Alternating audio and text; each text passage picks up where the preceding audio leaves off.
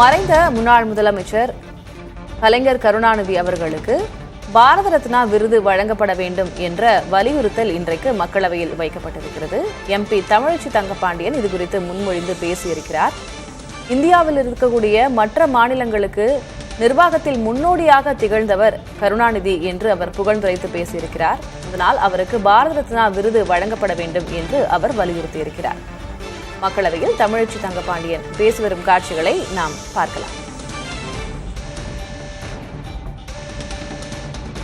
Sir, the world has rarely seen a great personality like Muthamizhariஞர் Dr. Kalaignar, and I rise here to urge the Union government to honor Dr. Kalaignar with the highest civilian award, Bharat Ratna, sir. Sir, Dr. Kalaignar is the champion of Dravidian legacy and he is the trailblazer for that principle. And the policies which he has set to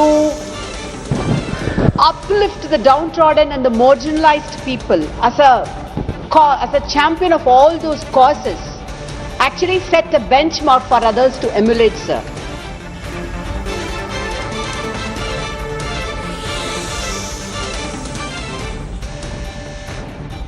மக்களவையில் திமுக சார்பாக முக்கியமானதொரு கோரிக்கை வைக்கப்பட்டிருக்கிறது. மறைந்த முன்னாள் முதலமைச்சர் மு கருணாநிதி அவர்களுக்கு பாரத ரத்னா விருது வழங்கப்பட வேண்டும் என்று எம்பி தமிழச்சி தங்கப்பாண்டியன் அவர் குறித்து புகழ்ந்துரைத்து மக்களவையில் பேசியிருக்கிறார்.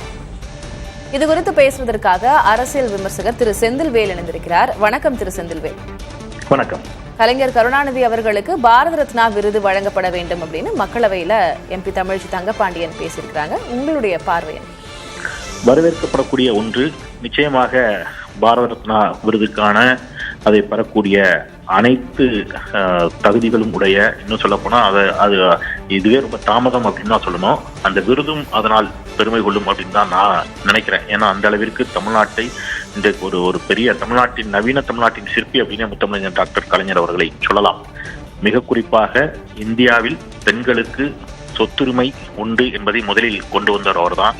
நில உச்சவரம்பு சட்டத்தில் ஒரு சீர்திருத்தம் கொண்டு வந்து ஏழை எளிய விவசாயிகளுக்கு நிலத்தை பங்கிட்டு கொடுத்தவர் அவர்தான். விவசாயிகளுக்கு இலவச மின்சாரம் அப்படிங்கிறத இந்தியாவில் முதலில் சாத்தியப்படுத்தியவர் அவர்தான். பெண்கள் காவல்துறையில் பணியாற்றலாம் அப்படிங்கிறத கொண்டு வந்தவர் அவர்தான். பெரியாரின் நெஞ்சில் தைத்த முள்ளாக இருந்த அனைத்து சாதியினரும் அர்ச்சகராக வேண்டும் என்பதை அவர்தான் செயல்பாட்டிற்கு கொண்டு வந்தார் அப்படிங்கிறத நாம இங்க நன்றியோடு நினைவு கூறணும். கைரிக்ஷாவை ஒழித்தவர். இடதுசாரிகள் ஆளும் மாநிலங்களில் கூட கைரிக்ஷா ஒழிக்கப்படாத காலகட்டத்தில் இங்கே கைரிக்ஷாக்களை ஒழித்தவர் அவர் அப்படிங்கிறத நாம இங்க நன்றியோடு நினைவு கூறணும். விளிம்பிலும் விளிம்பிலையாக இருக்கக்கூடிய மக்களை பற்றி தொடர்ந்து சிந்தித்தவர். அதனால்தான் அவர் திருநங்கை, திருநம்பி என்ற வார்த்தைகளையும் மாற்றுத்திறனாளி என்ற வார்த்தைகளையும் தமிழ் சமூகத்திற்கு தந்தவர். அந்த வார்த்தைகளோடு நிற்காமல் அவர்களுக்கான நலவாரியங்களை கொண்டு வந்தவர், அவர்களுக்கான நலத்திட்டங்களை கொண்டு வந்தவர். ஊரும் சேரியுமாக பிரிந்திருக்கக்கூடிய இந்த சமூகத்தில் ஏன் எல்லோரும் ஓரிடத்தில் வசிப்பது இயலாத ஒன்றா என்ற அடிப்படையில் அவர் சமத்துவ புறங்களை உண்டாக்கி காட்டியவர். அவருடைய திட்டங்களை தொடர்ந்து அடுக்கலாம். சமூக நீதி திட்டங்களாக இருந்தாலும் சரி, வளர்ச்சி பாதைக்கான திட்டங்களாக இருந்தாலும் சரி, அவருடைய ஆட்சி காலத்தில் தான் தமிழுக்கான செம்மொழி அங்கீகாரத்தை அவர் பெற்றுத் தந்தார் அப்படிங்கிறத நாம இங்க நன்றியோடு நினைவு கூறணும். நிச்சயமாக அனைத்து தகுதிகளும் உடைய ஒரு மாபெரும் தலைவர். அரசியல் ரீதியாக அவர் மீது பலருக்கும் பல்வேறு விமர்சனங்களும் முரண்பாடுகளும் மாறுபட்ட கருத்துக்களும் இருக்கக்கூடும். ஆனால் அரசியல் ரீதியாக அவரை டாக்டர் கலைஞர் அவர்களை விமர்சிப்பவர்கள் கூட அவருடைய சாதனைகளை நிச்சயமாக மறுக்க மாட்டார்கள், மறுக்க இயலாது அப்படின்னு தான் நான் நம்புறேன். ஏன்னா இன்றைக்கு போக்குவரத்து அப்படிங்கிறதெல்லாம் நவீனமயப்படுத்தப்பட்டிருக்கக்கூடிய இந்த காலகட்டத்தில் தமிழ்நாடு அரசு போக்குவரத்து கழகத்தை உண்டாக்கியவர், போக்குவரத்தை நாட்டுடைமை ஆக்கியவர் அப்படிங்கறத நாம இங்க நினைவு கூறணும்.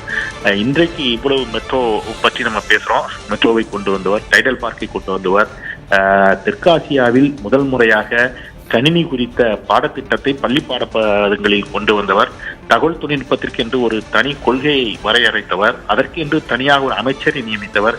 இதில் இந்த மாதிரி நிறைய அவரை பற்றி அடுக்கிட்டே போலாம். அவருடைய சாதனைகள் என்பது அளப்பரிய ஒன்று. அவருக்கு நிச்சயம் பாரத ரத்னா விருது வழங்கப்பட வேண்டும். அதில் முனைவர் தமிழச்சி தங்கப்பாண்டியன் அவர்களுடைய கருத்தை நான் வரவேற்கிறேன், ஆதரிக்கிறேன். நன்றி திரு செந்தில்வேல். இணைப்பில் உங்களுடைய கருத்துக்களை பகிர்ந்து கொண்டமைக்கு